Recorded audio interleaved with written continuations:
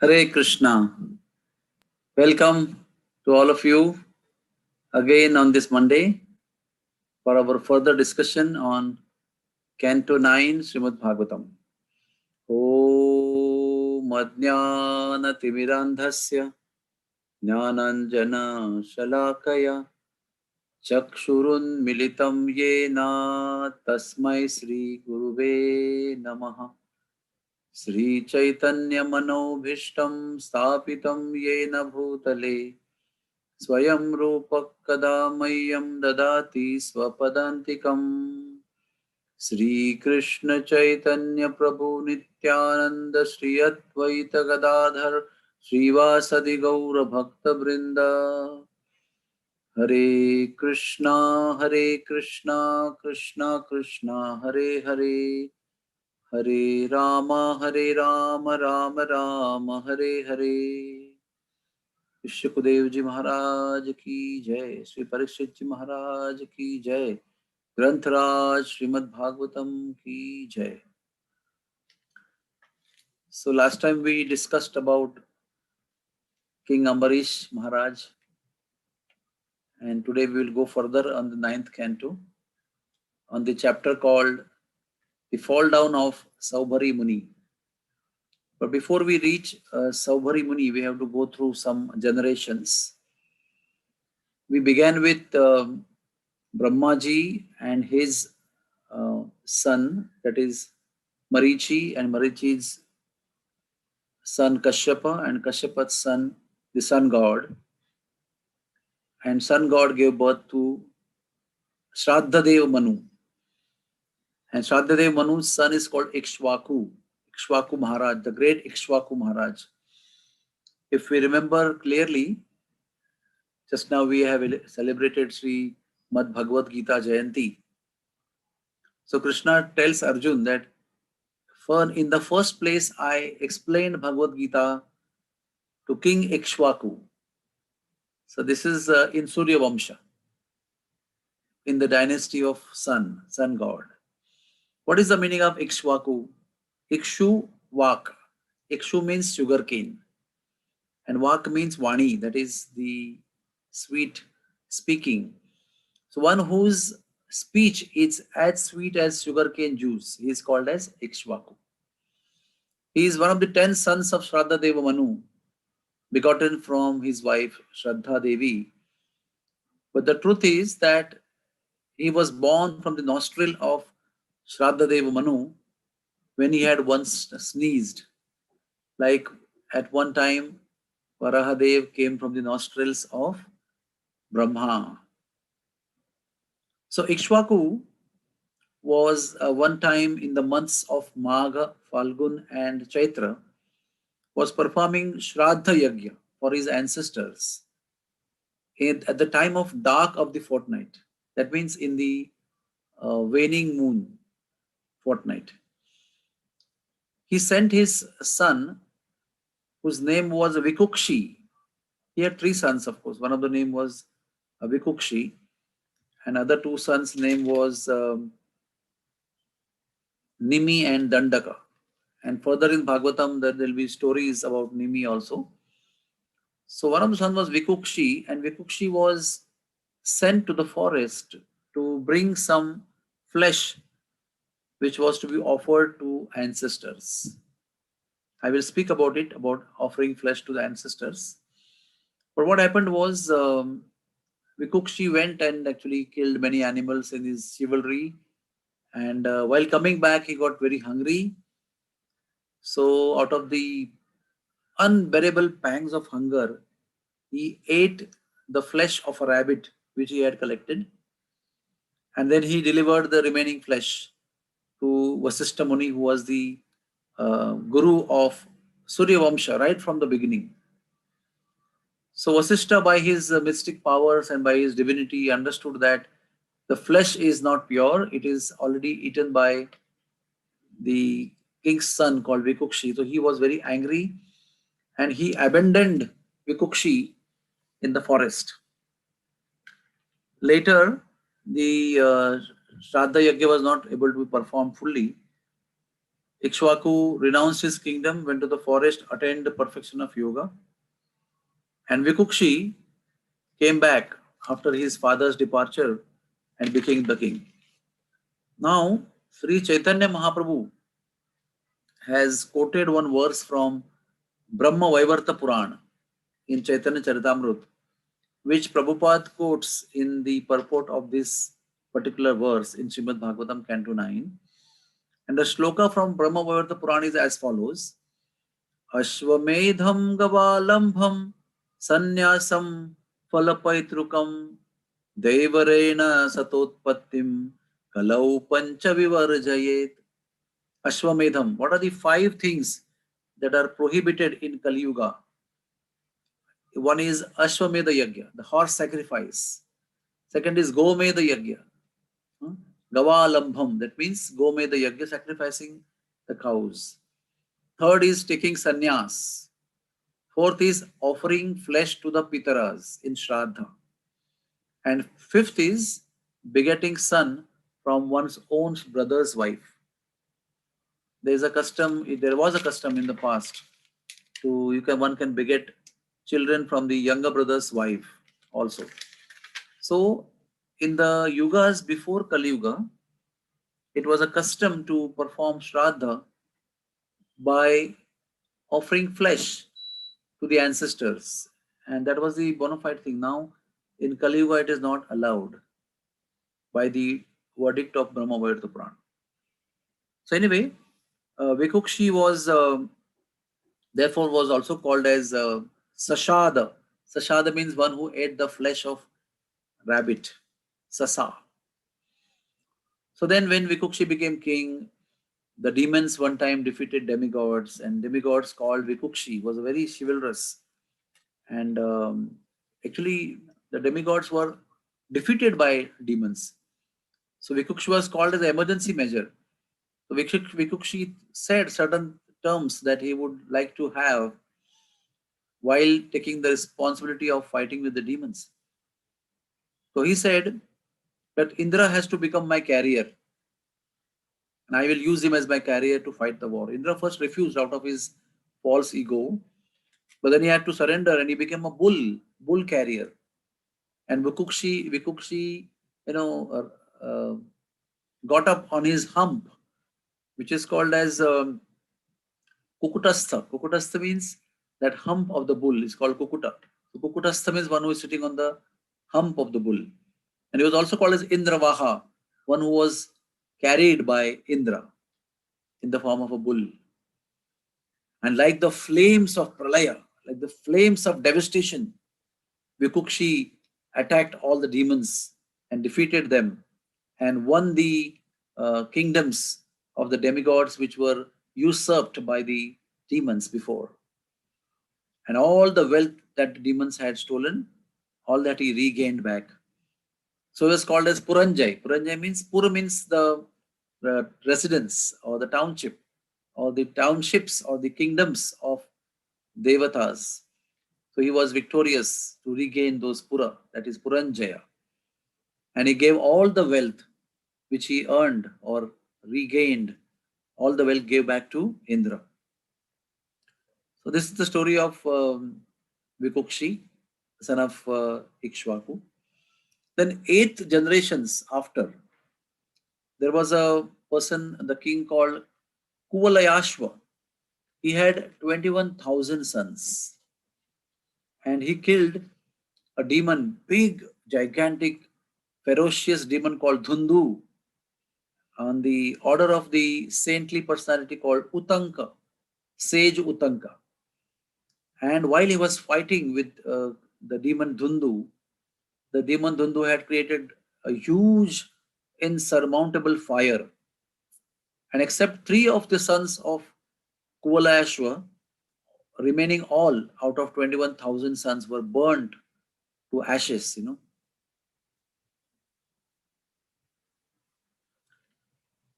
So, because he killed Dundu, he was called Dundumar. Then, 7th generation after Kuvalayashva, Yuvanashva was born. And he had no sons. So, he had 100 sons, 100 wives. Was trying to have children, one after another, marrying and trying to have children, but he could not have children. Now, some of the men may feel little envious or jealous of this particular king who had 100 wives. But you should understand that even after having 100 wives to enjoy with, he had his own set of problems which was bothering him. So, always when something is there which is not with you, with somebody else, you may feel jealous. But along with the things that the person has, which you are jealous of, that person has so many difficulties and troubles and tribulations of his own set of life. So the sages, he actually was very frustrated because of not having children. So he took all his wives to forest in the kind of disgust.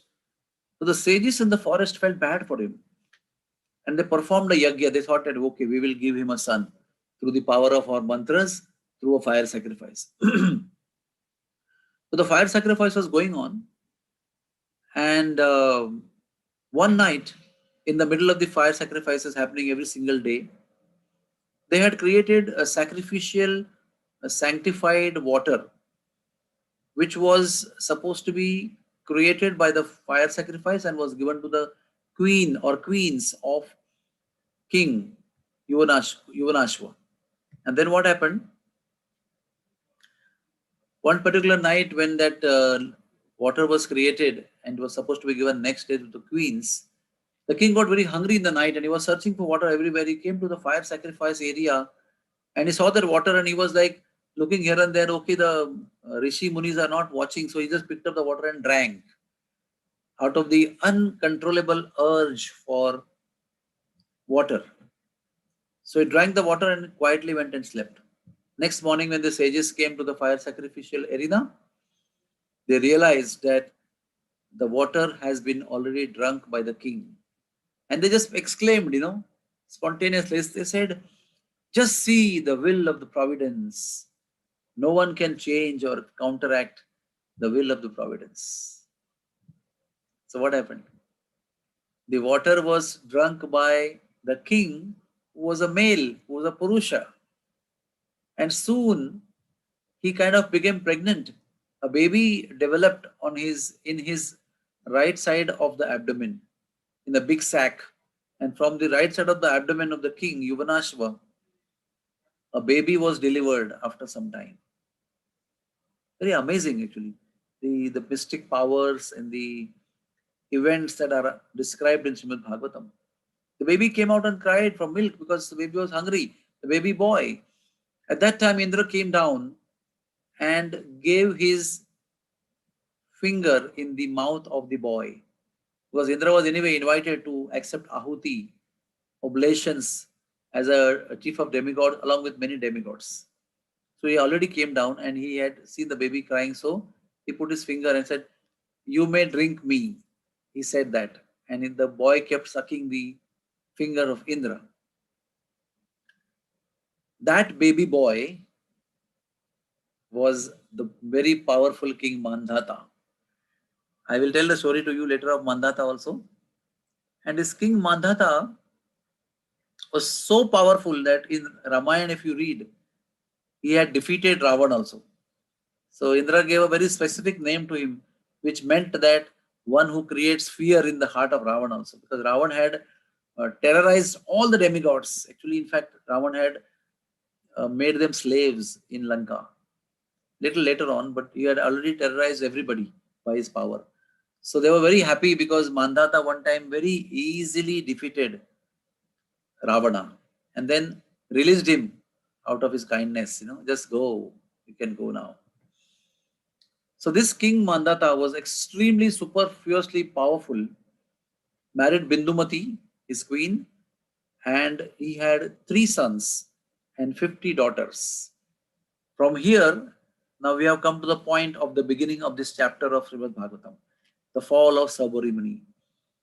Now what happened was, one time there was a drought in the kingdom of Mandhata. So he called Saubhari Muni, one of the celebrated sages of Brajbhumi, who would always do tapasya underwater of Jamuna. It was so powerfully mystic that he remained under water of Jamuna for years after years after years, doing his powerful tapasya. And he was extremely powerful. So when there was no rains in the kingdom of Mandhata, he called for Saubhari Muni. And Saubhari Muni, lo and behold, he performed a yajna. And by performing the yajna, rains came in the kingdom of Mandhata. And everything flourished so well. And he went back to underwater of Jamuna. Now, this is how he obliged King Mandhata. Now, one time what happened, he had been performing tapasya underwater for thousands of years now. And there may be hundreds and hundreds of fishes moving around him. They may be mating. There may be so many crabs mating or going around. There may be big fish, small fish. There may be snakes, water snakes. They must be also mating in front of him. But never ever he was agitated by looking at these entities mating, sexual intercourse. But at one point of time, suddenly, he saw male fish and female fish mating in front of him underwater, in front of his eyes, and he got totally agitated. He was totally enamored and agitated by the thought of sex, that so many years he had controlled his sex desire, suddenly became totally out of control. And he just, in that rage of overwhelming sex desire, he came out of water. And he remembered that I had obliged King Mandata. So King Mandata may be very happy to give me his daughter in marriage. So enamored by the lust, he straight went to the kingdom of King Mandata and said, "Oh my dear king, I want to marry your daughter." So king saw. What the king saw? There was grey hair, long white beard, hanging skin, like the old age, how the skin is moving always, and when you lift the hand or legs, everything is just moving, hanging skin, feeble body, trembling head because of old age, fragile look, and very harsh look because of tapasya. With so many things, the king got very, scared. He said, "Who will marry this old man? What will attract my daughters? There are 50 in number. Now, how do I say which daughter and how do I order any particular daughter? If I don't say yes to this Muni, who is so enraged with sex desire, he will curse me. So I am in Dharma Sankat." So he found a way out. He said, "Okay, I've got 50 daughters. You can go inside the Antapur, my inner chambers where the girls are living, and anybody who selects you as her husband can marry you. I will allow her to get married with you." So he went right away inside, and the girls who all came, because husband father had told, "You have to marry. Who will marry?" So they said, "You marry, you marry, you marry, you marry." Everybody was saying, "You marry, I don't want to marry." So suddenly Saubhari Muni came back to his senses. "Oh, such a famous person like me, why no girl is ready to marry?" Then he realized that he's old, having hanging skin, wrinkles, gray hair, long beard. He said, "Who will marry such an old man?" So suddenly he used his mystic power and become a very beautiful, attractive prince, extremely beautiful, handsome. And as soon as he became the handsome prince, every single girl started fighting with another. "He is perfectly meant for me. He is suitable for me. Not for you, not for you, not for you." And all the 50 girls started fighting. So the king had another difficulty. He said, "What do I do now?" So he said, "You can marry all my 50 daughters." Yet he had no other choice, because there was a dilemma from girls' side, from Sobari's side. So best way is to offer everything and save himself from the curse. So you can imagine, Sobari agreed to marry all 50. You can imagine how much he must have been, you know, excited with the sex desire. And what did he do?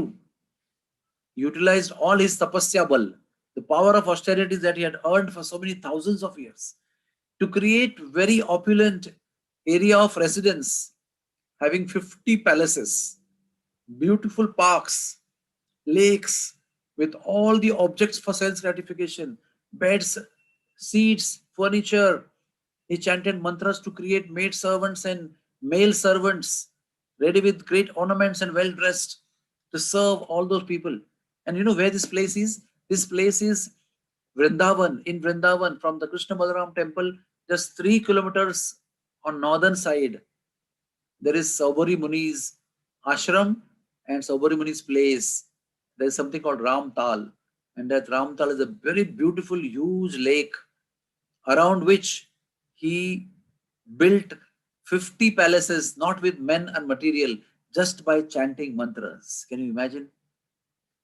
In fact, he had created such opulence by the power of his mantras and austerities that King Mandata was very powerful and very opulent. He was put to shame and he became humbled, seeing the opulence of the Sadhu Saubhari Muni, now who is his son in law. And then the great grand wedding took place. You can imagine that Saubhari Muni did not have to do 50 weddings. He expanded himself into 50 forms and at once married all the 50. And that the great wedding took place, and all the wives came with Saubhari Muni. Each one had one Saubhari Muni, entered 50 palaces, and they started staying there. And Saubhari Muni got engaged in all family affairs and enjoying with every girl now who has become his wife. And you can see for thousands of years, Saubhari Muni enjoyed with each and every queen.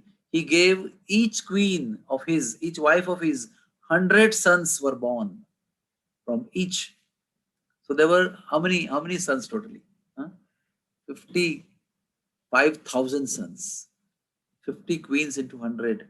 5,000 sons. Such a big family, 50 wives, 5,000 sons, 50 palaces. So much opulence. But after enjoying for so many thousands of years, he was not satisfied. And one day, after so much of sense gratification, enjoyment, what is worst was spending up his all powers of tapasya that he had gained for so many years. He spent all of them. It's like his earnings, his subtle earnings, powerful earnings, mystic earnings, all that were utilized, spent to enjoy sense gratification. And after thousands of years of enjoyment, one day he was sitting because he was not feeling satisfied at all. The queens were all ready to give all the pleasure to Saubhari Muni, but he was still not feeling satisfied. And he was thinking one day, sitting in lonely place, I lost all my austerity simply by watching the fish having sex. I enjoyed his 50 wives. I gave 100 sons to each, but there is no end to the desires of sense gratification in this life or the next. Hare Krishna. All this took place in Vrindavan, by the way. He said, I was underwater. I was underwater for so many years. I never got agitated, but I got agitated just by looking at the fish having sex. So in Chaitanya Chandrodaya Nataka, 8th chapter 27 verse, there's a beautiful verse which is quoted by Prabhupada in this purport. Nishkinchanasya bhagavat bhajanonmukhasya param param jigamisor bhavasagarasya sandarshanam vishainam athayoshitam cha ha hanta hanta vishabhakshanatopi sadhu bhakshanatopi asadhu. Alas, alas, for the person seriously desiring to cross the material ocean of birth and death and who wants to engage in the transcendental loving service of the Lord without any material motivation. That means ahaituki apratihata.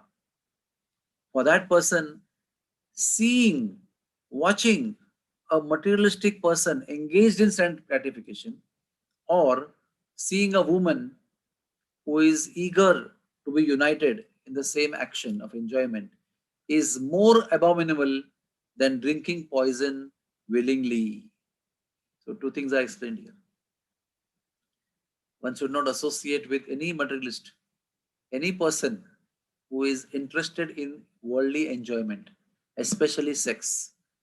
And one should not see a woman who is very eager to unite with a man, one who is enamored by lust, one should avoid association of these two things, of a man and a woman like this. So everyone should learn. This is who is saying this? Saubhari Muni is saying himself. Everybody should learn from my example, from my fall. What they should learn? He himself is quoting. Give up the sangha of those who are interested in sex. Stay secluded. Stay in a secluded place, ekanta. Stay absorbed in Krishna consciousness. If the association is needed, then only similarly minded people he should associate with. So Narottam Das Thakur says, Tandere charana sevi bhakta sanevas, janame janame hoi eyad abhilash. I only have desire to associate with the people who are Krishna conscious, whose mind is absorbed in Krishna. Now, one point is mentioned here that staying in secluded place. So you might ask me a question. We are all staying in city, and we have been surrounded by so many facilities and grahasthashram and money and opulences and opportunities for enjoyment. How we can give up the city life and go for seclusion? The seclusion in word by word meaning is verbatim meaning is physically secluding oneself, going to a lonely place and not meeting anybody, staying alone. That is called seclusion, ekanta. But another ekanta is staying in the middle of people, but not being involved in the surroundings that are materialistically motivated or materialistically surcharged, materially surcharged. That means one can be in silence even amongst the crowd of people. If he learns to be like a kachua, like a tortoise, what the tortoise does, the tortoise withdraws all his limbs, when there is something externally happening around him. He chooses to be withdrawn within. So if we learn to withdraw our senses from the sense object to within where the Lord is staying and remain absorbed in Krishna consciousness, that is also a very subtle, elevated level of ekant. So the sages who are like Vasishtha Muni and Angira Muni, they are all grahasthas, like Kardama Muni, but they were always absorbed in the Lord and they were never affected by any tempting external surroundings. So, Saubhari Muni is teaching us that all the time we should be absorbed in Krishna consciousness, never associate with people who are worldly minded. I mean, you can be with them, but you may not be involved with them. The most important item is we cannot avoid the association of people who are sensually motivated. Because we are in the city, we are in the material world, we are not in the forest. So there's something called as taking association and giving association. You can be with the people and give them your Krishna conscious association, but not take their association, not accept their thought processes, or not dwell in their consciousness. So that way, when we only give our association, extend our Krishna conscious thought process, extend our consciousness, and do not take their consciousness or association, we are still in ekanta, we are still in seclusion. And when we are in this situation, we also need nourishment for enriching ourselves in Krishna consciousness. So when that is a need, when we feel that need, Tandera Charana Sevi Bhakta Sanevas, Narottam Das Thakur says that time we should only meet people who are similarly minded, similarly motivated, similarly absorbed in Krishna. So when we associate with them, we only get Krishna and Krishna consciousness towards our soul. And thus we remain, while being with the devotees and while being with the worldly people, we remain in ekanta. Similarly, something we call as mauna. Mauna physically actually literally means to just keep your mouth shut and not say anything for 6 hours or 8 hours or 12 hours or a day. But Prabhupada explains mauna in a very wonderful, esoteric higher level understanding that Mauna means not just not talking. Mauna means not talking anything material, not connected with God and Krishna, and talking only about Krishna and not talking anything about any worldly affair is also Mauna. That means we are speaking something, but we are not speaking about the worldly affairs. We are talking about only the Lord. So, talking about the Lord is a higher understanding of being Mauna. Similarly, the higher understanding of Ekanta is to be with people who are Krishna conscious and not to be with people who are not Krishna conscious and not to take their association, if at all possible or situation is favorable, give your association. If not possible, forget you giving your association, but do not take their association. Now the real crux of the matter comes, where Saubari Muni actually also realized from where all this story began. The first symptom of Vaishnava Aparadha is urge, the sexual urge, increase in sexual urge in ourselves. When we are in the path of spiritual life, we are supposed to control the urge of sex. And sometimes we find ourselves having suddenly the urge coming up out of the blue. Wise people who are realized, who have association of realized people, who have heard from them, they immediately come to know that somewhere I have offended a Vaishnava, because by offending a Vaishnava, two things happen. One is sudden upsurge of sense enjoyment, desire for sense enjoyment, sex desire, or getting inflicted by some incurable disease.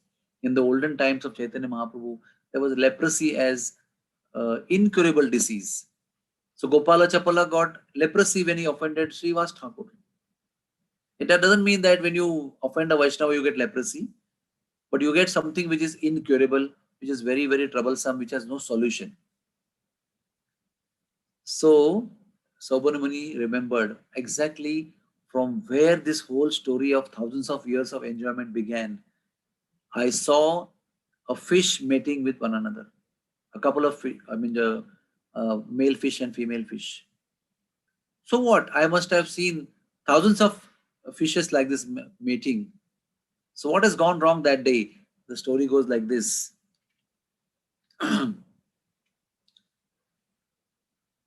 Before we go to the story of Vaishnava Aparadha done by Saubhari Muni, we will read some lessons which Prabhupada gave from this story. He says, even if one is in secluded place, one is not safe without the association of devotees. So how one should save oneself? One should chant Hare Krishna, the holy names of the Lord. One should associate with devotees, and one should honor prasadam. Then by the mercy of Lord Chaitanya, common people also will be able to control the sex desire and will be able to advance spiritually and get free from all the worldly desires. Because it is very difficult in this material world, after giving up Krishna, taking birth in the material world, to not be um, engaged in sexual activities, to not be engaged in attraction for opposite sex. It's very difficult. So how does a common man who's not a tapasvi, who's not a rishi muni or performing austerities in the forest, who's not a renunciant, how does he control? So Prabhupada gave very simple formula: chant Hare Krishna, be with the devotees, don't associate with non-devotees, and eat prasadam. Thakur Bhakti Vinod says that I conquer all my senses simply of accepting the remnants of Sri Krishna.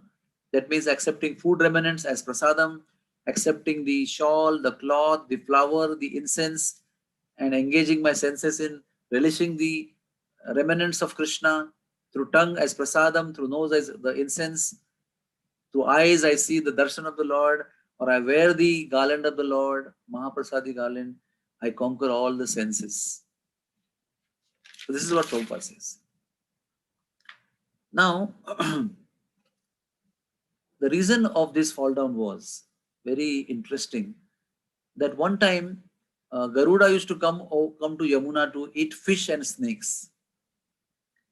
So day by day, the number of fish and number of snakes were reducing. And Kalia and Takshaka and so many big snakes were living in water of Jamuna. So they were worried. So they went to their mother Kadru. Mother Kadru is the wife of Kashyapa Muni. From Kadru Devi, all this snake progeny was born, beginning with Anantashesha, the greatest snake, the king of all snakes, the Lord himself. Anantashesha was born, and after that, Kalia, Takshaka, Vasuki, and many, many powerful, celebrated snakes having thousands of hoods filled with poison were all born from Kadru Devi. So all the snakes worried about their life. Interestingly, you also should know that Kadru Devi had a co-wife called Vinita, and Vinita gave birth to Garuda and Aruna, the two celestial celebrated living beings. And Garuda, it is explained that Garuda is non-different from Vishnu in one sense. He is Vishnu Tattva himself because he became the carrier of Vishnu. And who can carry Vishnu without Vishnu? Anybody who is any lesser than Vishnu Tattva cannot carry Vishnu. So Vishnu himself came as Garuda, Vishnu Tattva, to become his own vehicle. Such was Garuda. Indra could not even do anything to Garuda. The story in Mahabharata which says that Indra came down when Garuda came to pick up the Amruta with all the coverings and all the uh, barbed wires, electric wires, and extremely sophisticated system of security. Garuda broke everything, and finally Indra came when Garuda already had the um, Amruta Kalash in his hand. And Indra raised his Vajra, the celestial indefeatable weapon, and Garuda laughed at him. He said, "Your Vajra cannot do any minutest damage to me. But because you're Indra, the king of demigods, I just respect you by allowing you to burn one feather of mine by the attack of your Vajra." So Indra felt, "Arey, what do you mean? I will burn you." So Indra threw the Vajra on him to burn him, but only one feather was burned. That time Indra bowed down to him. And Indra actually surrendered to him and accepted him as a friend. He said, "You can be allies to demigods." So that's how Indra became friend with Garuda. So that's why the power of Garuda. And that Garuda, being eagle, he would eat fish and snakes. So all the people went to Kadru Devi. Kadru Devi said, "You go to your eldest brother, he's very powerful." So all the snakes went to Anantashesha.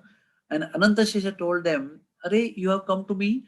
Why don't you go to Saubari Muni, who is right there in the waters of where you stay? He's very powerful. He can solve your problem." So they all again went back to their home and surrendered to Saubari Muni. And Saubari Muni said, "I will protect you." And the very next day, when Garuda again came to, eat the fish and the snakes, Saubari Muni stopped him and he cursed him that if you ever come again in the water of Jamuna, you will die. Such a harsh curse he gave him. He could have told him just, stop eating them. You can go somewhere else. But he was so puffed up and he offended Garuda. And Garuda was a great Vaishnava at the same time, being a Vaishnava Tattva also. So he respected the verdict of Saubari Muni. If he wanted, he could have counter cursed him, even destroyed Saubari Muni. So great and so powerful was Garuda, but still being a Vaishnava, he took a humble position, bowed down, accepted the curse of Saubari Muni, and just went away, not to come back again. And the next day, when Saubari Muni continued his meditation, the next day, when the first fish couple came in front of his eyes, he was totally enamored by sex desire, totally agitated by sex desire. He didn't even know that time what happened, how this is happening. He was so overwhelmed with his body and senses and mind and intelligence that he couldn't even think. He just ran to the kingdom of King Mandata. So, although Garuda did not take it as offense, but the Lord, who is the Lord of Garuda, the Lord of his devotees, the lover of his devotees, Bhakta Vatsala Lord, took it as offense. And that Vaishnava Aprad resulted into enragement or agitation in the mind of Saubari Muni. That's why I said that so many years of control of senses, just got broken with one Vaishnava Aparadha. So the sense control that we may achieve by our tapasya is all not our achievement, it's just by the mercy of the Lord. We cannot control, we cannot claim to control. Only when Lord Krishna bestows his blessings upon us, we appear to have been freed from the attack of lust and attractions of the object of sense gratification. This is just a situation by controlled by Krishna for us, and we appear to be controlled, or we appear to be the controller of our urges. But it is not so. They are all standing close by, waiting for the opportunity. And moment the Suraksha Kavach of the blessing of the Lord is broken by Vaishnav Aparad, immediately all those Nikatastha Maya Tare Jhapatiya Dore, all those standing close by attack the person who is a Vaishnava Aparadhi. And then all the years, years after years after years, achievement of tapasya and tapasya results appear to be insignificant, they appear to be ineffective, and makes the man, renders the man, the person, in an ordinary mortal, succumbing to the attractions of opposite sex and the worldly objects. So this is the situation of Saubhari Muni. Now he is meditating. Now he is concluded. By the mercy of the Lord, after so many thousands of years of enjoyment, he came to his senses and realization that it was all Vaishnava Aparadha. Let me all give up all these things. He just totally got detached. And then he engaged in severe tapasya. And he engaged himself in service to Supreme Personality of Godhead again. And then he is left his body one day immersed in Krishna consciousness. At the time of death, there was no material desire remaining in the mind of Saubhari Muni. And so the subtle body also got finished. There was an end of subtle body, end of gross body. When the fire burned the body of Saubhari Muni, the subtle body also ended, and the gross body also ended. What remained was a pure soul, and that pure soul went back to Godhead, to Supreme Personality of Godhead. Now these 50 wives were very dedicated to their husband Saubhari Muni. They were very chaste ladies. So as long as husband wanted to enjoy, they provided the enjoyment. When the husband chose to perform tapasya after detachment, they also started performing tapasya with him. And when he left for the spiritual world, because they had accompanied him in the tapasya, they served him, they had full faith in him, they were very faithful and chaste to him because of his association, because of their connection with him, who was now detached and absorbed in Krishna consciousness. They also left their bodies and went back to Godhead with him. See, such a wonderful example of Saubhari Muni. Now, Saubhari Muni is not an ordinary soul. Today also there are so many descendants of Saubhari Muni in whole of the Braj Bhumi. The Saubhari Gotra is supposed to be a celebrated Gotra. Very much respected Gotra. Very high level Brahminical birth if you take birth in Saubhari Gotra. The Saubhari Muni was a surrendered soul anyways, but he was utilized by the Lord as an example, as a patra, as an actor in the drama of the lesson to be taught by Krishna. He succumbed to all these things, like Bhishmadeva was chosen by Krishna as an instrument, as a patra, to teach something to the world. That even if you are a Bhishma, you can be destroyed if you take the side of the asatya or non-truth or adharma. So Saubhari Muni was utilized by Krishna by the power of his surrender. So he appeared to be agitated. He appeared to be committing sinful activity or Vaishnava Aparadha. And he appeared to be enjoying sense gratification, appeared to be coming back to his senses, realizing and teaching us to all the world what is the meaning of Vaishnava Aparadha. It can destroy. It is called as Madanda Hasti Aparadha. Huh? It's like you cultivate a garden for many, many years and a beautiful trimming, beautiful trees and flowers and fruits and well trimmed and well kept. And you send a elephant who is fully drunk with wine. Huh? You send him inside. What happens? Within no minutes, within no time, everything will be destroyed by the elephant. All your years after efforts will be destroyed by the elephant. This is called as Madanda Hasti Aparad. Vaishnava Aparad is compared to Madanda Hasti Aparad. So the women, Prabhupada explains in the last chapter of this particular chapter of ninth canto, which is the fall of King Saubhari Muni. Prabhupada says that as per the scriptures, women's body is supposed to be very attached to the worldly things, and women take it's a great difficult time for it's very great difficulty for women to be naturally Krishna conscious. They need to be associated with men, associated with men to understand the importance of spiritual life and to get attached spiritually and to finally become spiritualized. So we understand that in this case, the wives were totally dedicated to Saubhari Muni.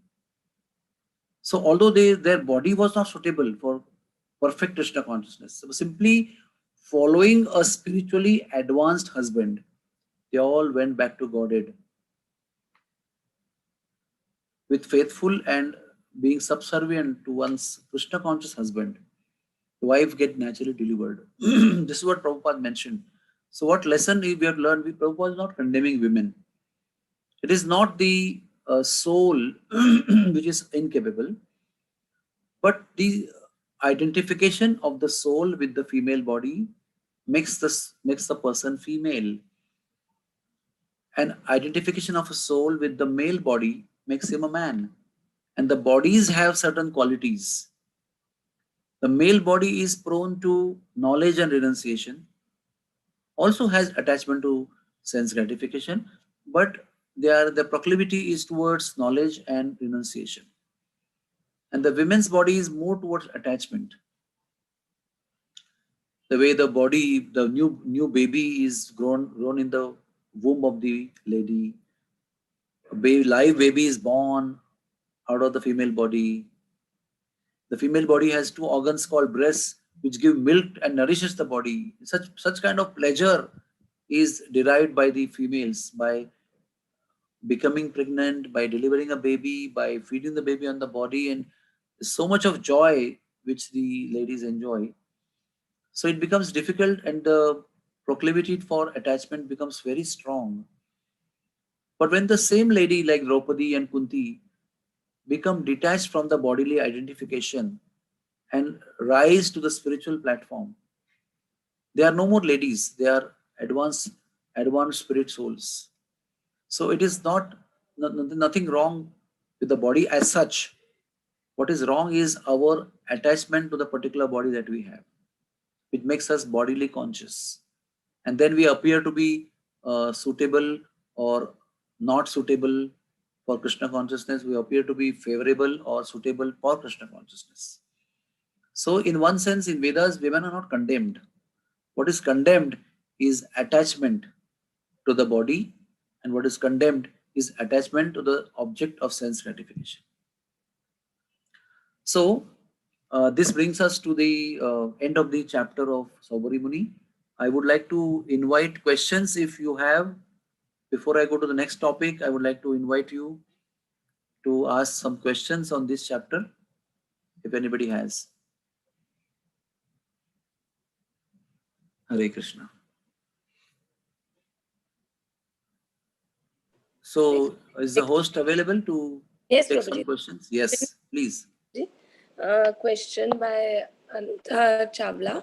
She's asking Prabhuji how Lord Ananta Shesha and snakes like Takshak and Kalya were born from same mother.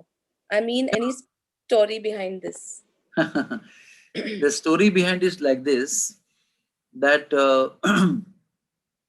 Kadru Devi and Vinita, they were wives of Kashyap Muni, and although they were human beings, both of them, because they were programmed to create birds and snakes, both of them gave eggs, and Kadru Devi laid down thousands of eggs, and Vinita Devi laid two eggs. And 500 years, Kadru Devi was hatching the eggs or keeping the eggs in warm water and nourishing them even after laying them down. After 500 years, all the eggs they hatched and they gave birth to so many snakes, including Anantashesha, then Takshaka, and then Kaliya and Vasuki, and so many celebrated, powerful, thousand-hooded, hundred-hooded snakes. And then what happened was Vinita was quite upset because her eggs did not hatch, they did not break. And then what happened?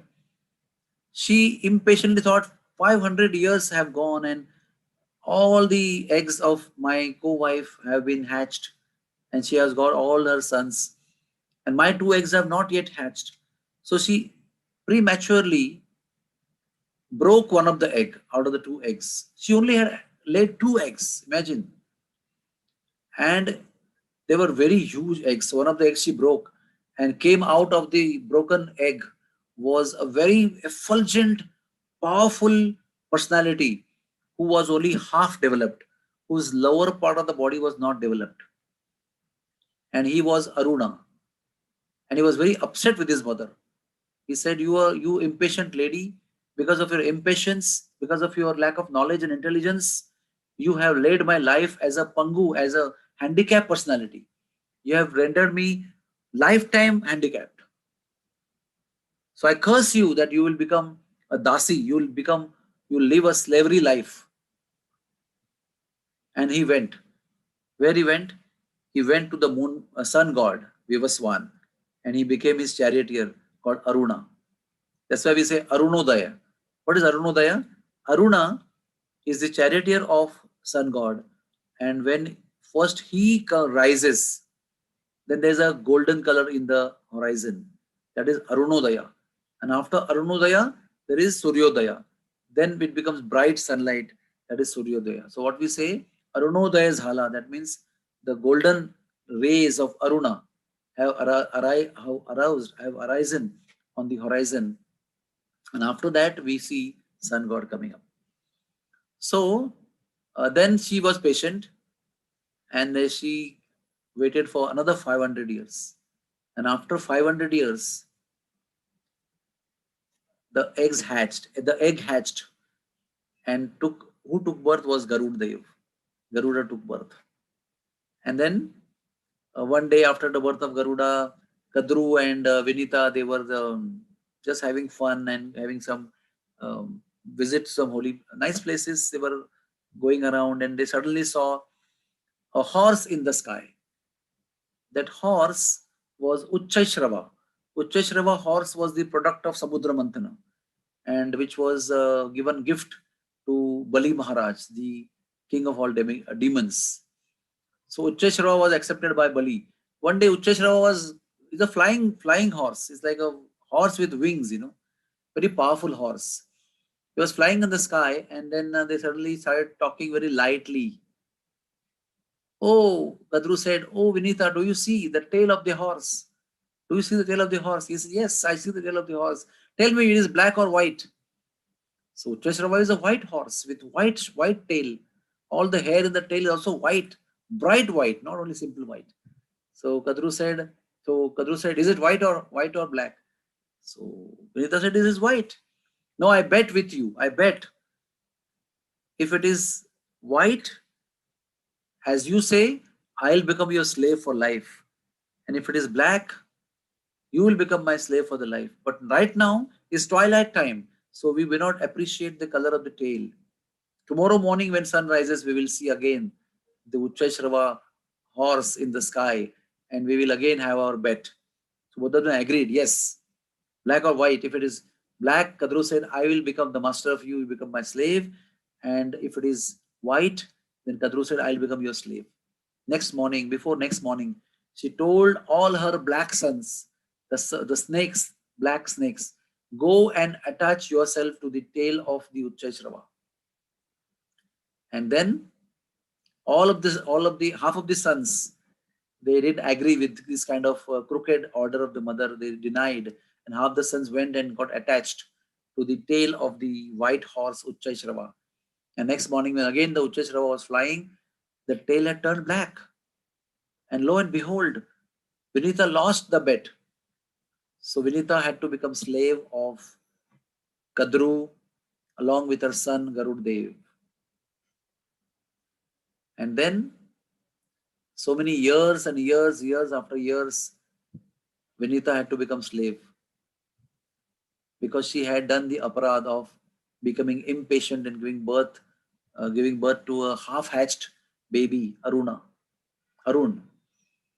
So then, after many years of slavery, Garud said, "Mama, I am fed up of this slavery.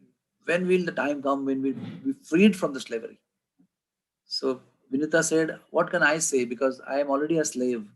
I cannot free you because no slave can free a slave. Only a person who is free can free a slave. So only one who can save you is Mother Kadru. Please go to her and ask when she will release you from slavery." So he went to Mother Kadru and begged her, "Mother, please," because also she is her mausi, huh? um, auntie. So he said, "Please save me from slavery." He said, "Yes, I will free you from slavery if you bring Amruta from the demigods. And if my sons will be able to drink Amrut, that day I will release you." He said, "Yes." So then in Mahabharata, there is beautiful chapters after chapters describing the glory of Garuda. One must read that Garud Charitra in Mahabharata. Extremely wonderful Charitra of Garuda. And Garuda goes and then breaks all the, coverings which were protecting the Garuda Amruta Kalasha, and he breaks all the Kalasha, and all the guards couldn't stop Garud because of the promise of Garud. They couldn't believe that Garud just came and broke all their barbed wires and mystically powerful, empowered coverings of the Amrut Kalash. And they just couldn't believe somebody can break all this and pick up the Kalash. They just picked up, they just were amazed. And in front of their eyes, Garuda picked up the Kalash and flew in the sky. And they had to run to Indra and inform him. And Indra came running with Vajra to attack Garuda. And he threatened him. And I already told this story partially to you, that Garud said, "You can't do anything to me, but I respect you. I offer my one feather for your respect." So Garuda, only one feather got burned because of Vajra, and he became friends. Then Indra realized that he's such a powerful personality. I can't do anything for him, so better become friends. So he said, "Okay, why are you taking this Amruta?" So Garud said that I am a slave of my co-mother, my mother's co-wife, co-sister. I mean, um, what do you call that? Sautan, you can say in Hindi, co-wife, stepmother, you can say. So he said, "Okay, I will come with you to deliver this Amrut. We both will deliver to the snakes." So they came down, both of them. The mother Kadru was very happy to see the Garud. Unbelievable work he had done. He had brought the Amruta Kalash. Unbelievable achievement. Her dream was getting fulfilled unbelievably. So he said, "Okay, give." So Indra said, "I will tell the terms and conditions." So Indra said, Kadru, that okay, you bring one kusha grass mat so that we have an asan for Amrut Kalash. We can't keep it on the ground. So then she brought the asana and kept the Kalash. And then Indra said, "Oh, you're going to drink Amrut? So you can't just drink like that. Amrut is a celestial drink, it's somaras. It's achieved by Samudra Manthan. It's not ordinary. So you all should go and take bath and get purified." So Kadru said, "Yes, this is perfect instruction." So all of them went, and then apparently he told Garuda to offer that pot to Mother Kadru, and he offered that pot and kept it on the ground on the Kusha mat asana, and told her to instruct her sons to go and take bath. That means technically the Kalash of Amrut was already offered to Mother Kadru. So immediately Garud said, "Mother, now please free me and my mother from the slavery." So immediately said, "Yes, Tathastu, I free you from the slavery from now onwards." And as soon as the snakes went to take bath in the river and Garuda went away because of freedom from slavery, Indra picked up the Kalash and ran away, vanished from that place. Soon after some time, the snakes came and they saw the Kalash is gone. Mother Kadru saw that Kalash is gone. "I made a mistake. I didn't stand here. I was so excited and so happy." So What they thought that when Kalash was kept on the mat of Kusha, maybe some drops have fallen down. Let us go and lick. So all the snakes went and licked the hard Kusha grass. You have, I don't know whether you have seen Kusha grass. When it dries up, it's very hard. So when they were licking the Kusha mat, their tongues got bifurcated, broken into two. That's why all the snakes have bifurcated tongue. But they did not get Amrit. They just kept on licking, and while licking the hard, rough Kusha mat, they all of their tongues got bifurcated. So this is the story of the birth of all the snakes and uh, how they got bifurcated tongue. Hare Krishna. Any other question? Thank you, Prabhuji. That was really beautifully you explained the whole story. Prabhuji, I had one question. What is the importance of austerities in our devotional life? Because you said, like, we should stay, chant Hare Krishna, have association with devotees, have prasad. So, what is, I So would, austerities is the most important thing, one of the most important things, and because austerities are only the privilege of human beings. Rishabdev told his sons, Tapo Divyam Putrakadi. Human life is meant for austerities. In cat's life, dog life, bird life, animal life, you cannot do austerities. It's only sense gratification, only impulsive, sensual behavior. Human life means you control your senses. That's a opportunity or the beginning of a life of controlling senses, and by controlling senses, realizing the Supreme Lord and developing devotion and engaging oneself in the devotional service of the Supreme Personality of Godhead. So, austerity is a very important ingredient, one of the many important items of bhakti, but in of itself, austerities cannot lead you back to Godhead. Austerities have to be performed in conjunction with chanting the holy names and engaging our senses in active service to Krishna on his devotees. If somebody does only tapasya, then it is said you become hard-hearted. In the hard heart, the loving devotion to the Lord does not take place. So, what is the meaning of austerity in our life? Austerity in our life means following rules and regulations, which means not eating meat or not doing unnecessarily himsa or violence, not committing adultery, not committing illicit sex, not taking any intoxications, and not telling lies or gambling. These are all four things we avoid. To avoid these things is austerity. And also it is said that most practical austerity in Kali Yuga is not going to jungle, not giving up wealth, not giving up family, not giving up opulences, not giving power, position. The biggest austerity in Kali Yuga is to attentively chant the holy name of the Lord, to attentively chant 16 rounds of Hare Krishna Mahamantra every day is the considered to be biggest austerity of Kali Yuga. So one doesn't have to, live on 1 carat per day or go give up his family and money and go to Himalayas and have matted hair and sit in the snow meditating on Brahman. That is not advised in Kali Yuga. So what austerities mean to us, devotees of the Lord, is to reject what is unfavorable and to accept which is favorable.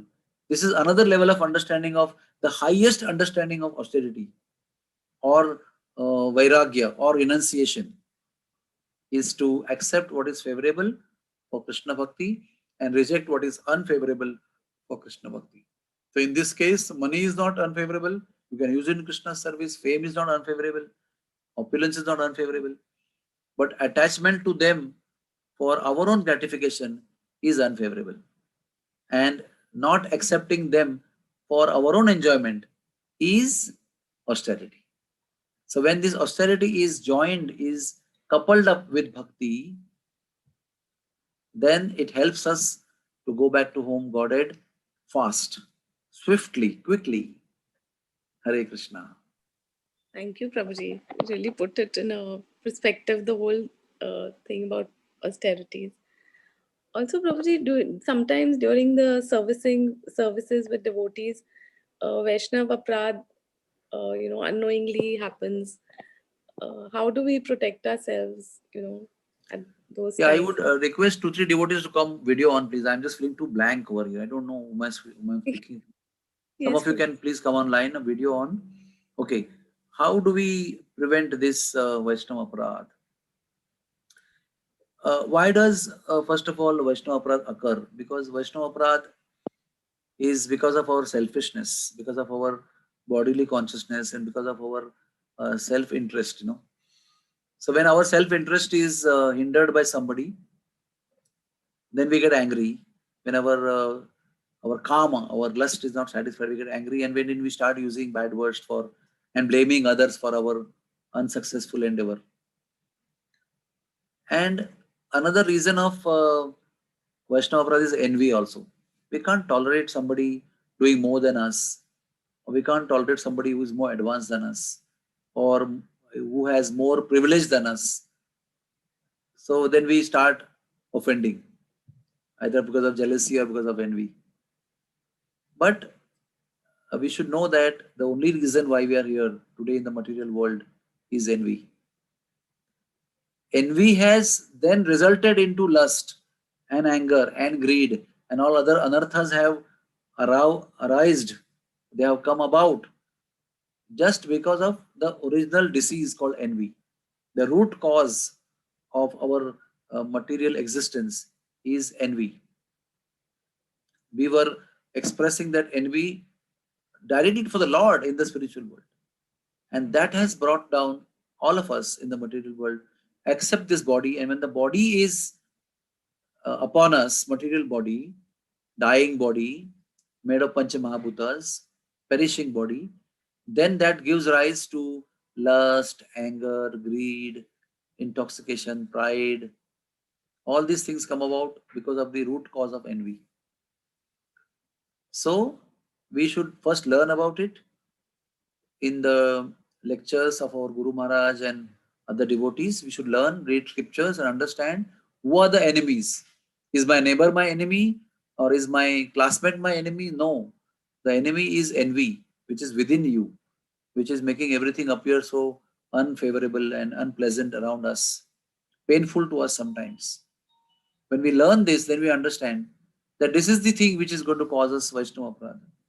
It's a dangerous thing to have Vaishnava Aparadha and commit Vaishnava Aparadha, because that destroys the hard earned spiritual advancement, that destroys everything that is good for us. So, if we have knowledge that what it does, then we will prevent it. If we are thinking too proud about us, if you are feeling too proud, then the pride is the platform which is inducting us to commit Vaishnava. I feel greater than you. I feel great. I feel you are an insignificant person. I am a great personality. I am educated. I am intelligent. I am rich. I am beautiful. I am powerful. I am influential. What you are, nonsense, insignificant. That makes us feel, makes us commit Vaishnava Aparadha. So that's why Chaitanya Mahaprabhu and also His Holiness Radhanath Swami Maharaj are constantly telling us, be humble and blade of grass, be tolerant, respect others, do not expect respect in return. In this stage only you will be able to chant the holy name constantly, Kirtaniya Sadahari. So it's only by constantly hearing about this topic of Vaishnava Aparadha again and again, and that will save us from performing Vaishnava Aparadha. And if at all we perform Vaishnava Aparadha, then the only remedy is to go to that devotee and fall at his lotus feet, which we learned last time in the story of Ambarish Maharaj and Durvasa Muni. Lord also could not forgive him. Lord said, I'm helpless. You have to go back to Ambarish only. So Durvasa Muni had to go and clasp the feet, Agrahita, clasp the feet of Ambarish Maharaj. Then only he was forgiven. Then he was relieved and he was saved. And even Durvasa Muni realized, because I was feeling great, I was feeling proud of myself and considering the king to be ordinary, insignificant, I committed the aparadha. Now when I know the glory of this personality, he became humble. And because he became humble in front of the devotee of the Lord, he was forgiven. So what is the reason? In one word, proud. Feeling of pride and envious. These things make us feel to commit a Vaishnava aparadha. Hare Krishna. Anybody else?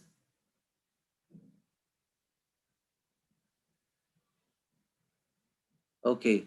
So as our time is up, we will end our session today. And next time we will take over from this point onwards to many stories of ninth canto, which will lead us to the appearance of Mother Ganga. And then we'll go to Lord Ram, and then we'll go to Parshuram, and then we will end ninth canto, and we'll enter the beautiful 10th canto of Srimad Bhagavatam. Vancha kalpatarubhyascha kripa sindhubhya evacha patitanam pavanebhyo vaishnavebhyo namo namaha. Thank you, Prabhuji. We're very grateful to you to come on up Hare with. Krishna. Hare Really. Krishna. Thank you. Thank you so much, Prabhuji.